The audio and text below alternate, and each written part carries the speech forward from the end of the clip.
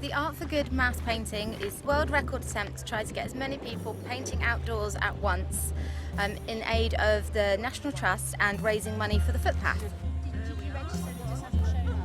Art for Good is an installation by artist Anthony Garret with Newlyn School of Art.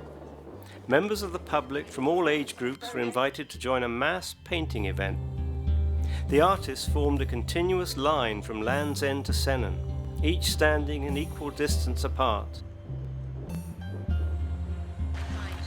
When the drones go overhead, can we please put our sections of the pink section showing on the top of our heads, please, after I blow my whistle?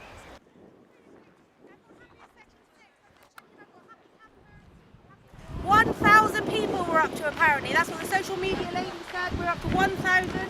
This is Vaughan. We're up to 1,000 Vaughan. He's section 7. The reverse of their painting panels were painted pink, so that from an aerial view they formed a continuous dotted line and held above the participants' heads, as if it was a footpath on the Ordnance Survey map. The drones will be capturing the visual view overhead just to kind of show how big it is and again to mark out the desired footpath line. Painting outdoors is a perfect way of connecting with nature. Art for Good creates a visually spectacular art installation. It also encourages the public to protect the countryside by walking on the footpath. The event, which charged a fee, generated funds for the National Trust to build a designated footpath between the two locations. We are world record holders!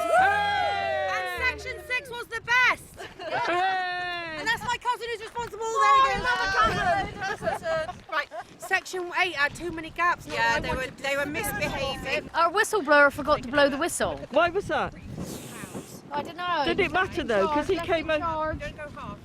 Right, mine is, I'm going to put Vicky with the number 6. Oh, Vicky. And I've got the C in mine.